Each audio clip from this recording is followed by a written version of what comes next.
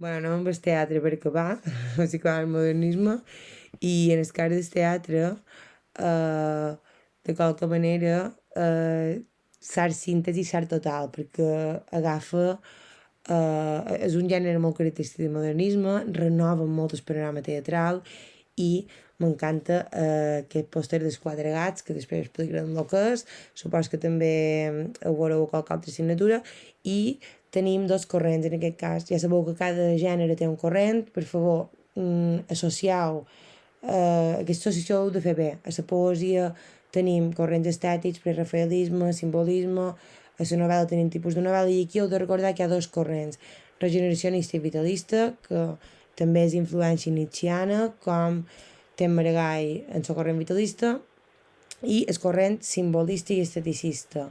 En el primer cas, tenim el teatre social d'idees i crítica. Mos diu que hi ha un tema de profunda anàlisi psicològica i melancolia i misteri.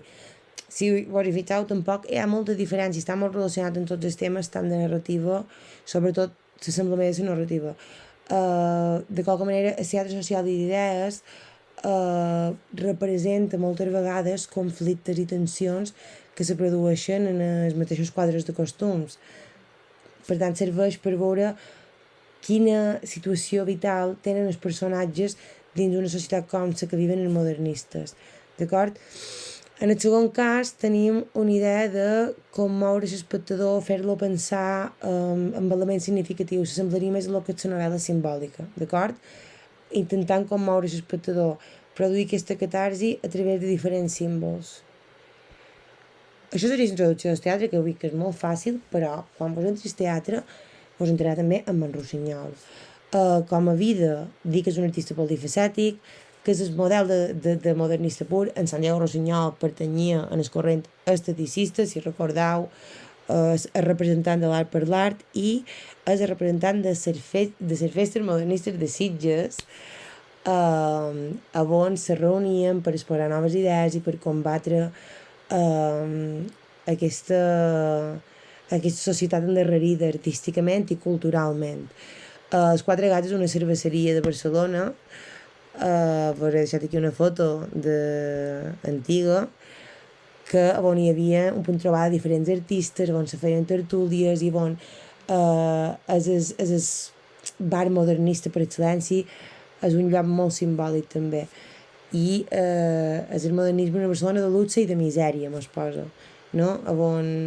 On hi ha tant gent molt rica, amb un gran poder, i gent que sabeu, ho deixava tot, com la part de la bohèmia negra per un somni, que era precisament l'escriure, el pintar, o viure com un volia viure. I després hauríem de comentar sobre ell és part del corrent simbòlic i està influït per Maeterlinck. Publica poesia i prosa, destacant Anant pel món i oracions, i aquí vos explico algunes obres. Per exemple, Cigales i formigues és molt important perquè hi ha un tema també de simbolisme. És l'enfrontament seguim en l'artista societat, que representa l'enfrontament entre la poesia i la prosa, que eren dos gèneres que de qualque manera estaven enfrontats. Fixeu-vos en el símbol tan guapo, les formigues, vosaltres sabeu que és una persona que és una formiga, te representen la societat burgesa, treballadora, immòbil, i les cigales són ells, són els bohemis. Recordeu la bohèmia negra, la bohèmia daurada, ells viven el moment, són creadors de bellesa i viven pel seu somni, que és pintar, escriure, creador de l'art, d'acord? Les formiguetes són aquelles que van fent, van vivint la vida com toca, això és un tema que han tret, és aquella societat que no vol canviar i per tant ells, els bohemis, aquestes formigues, són els que regeneraran la societat i la canviaran de qualque manera fent el que ells volen fer, que és viure així. Així, què passa? Però que hi ha un moment que en Santiago Rossinyol veu que depèn econòmicament de lo que escriu i comença a escriure el que la gent vol sentir o el que la gent vol llegir i s'adapta molt a les demandes dels públics.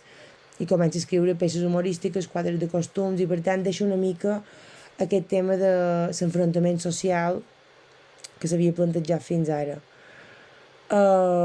Finalment, ja veig que no és molt llarg, L'auca del senyor Esteve, que és una de les obres estrella, passa primer per ser una novel·la i després se convertirà en teatre i se converteix en aquesta auca que s'ha fet tan famosa. L'argument és molt interessant. Explica una família que són 4 generacions que fan feina dins el mateix negoci i tots van seguint.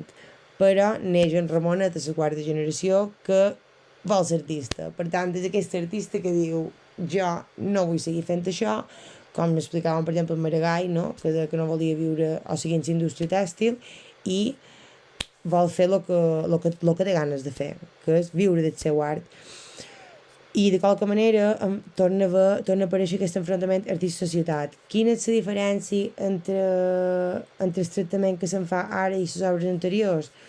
Que ara mateix diu el dramaturg i expressa el reconeixement de l'esforç i l'aportació de les dues classes socials en conflicte.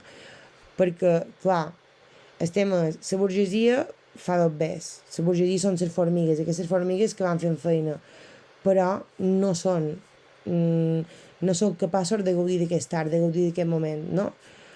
Què passa? Que els artistes tampoc poden viure sense el diners de la burgesia. Per tant, se necessiten unes als altres. És el que planteja aquí, no? Diu, els artistes viven el moment, però sense els dobbers d'aquesta classe treballadora, que són els que realment són els mecenes, són els que llegeixen, són els que fan funcionar aquesta roda, planteja una mica la necessitat que tenen els uns amb els altres. I l'altre senyor Esteve, de fet, la podreu visitar, voler deixar d'enllaçada també a la web, i ho veureu. I aquí hauré deixat 2 obres de teatre. L'alegria que passa, que també és molt important, és d'un sol acte i torna a plantejar aquest tema de l'artista societat, que defineix com un poble indiferent, vulgar i ensopit. Recordeu que era així quan se xerrava d'una societat malalta i endarrerida que havia d'avançar. I finalment Vordeja el jardí abandonat, que és una obra marcadament decadentista, i Cigales i formigues, que ja l'han comentada. Bueno, per acabar, un fragment de Sauca la podeu visitar online, vol la deixada, i amb això acabaríem amb Santiago Rossinyol, acabaríem el teatre modernista i acabaríem el modernisme. Així que ens veurem en el pròxim vídeo i en el pròxim tema.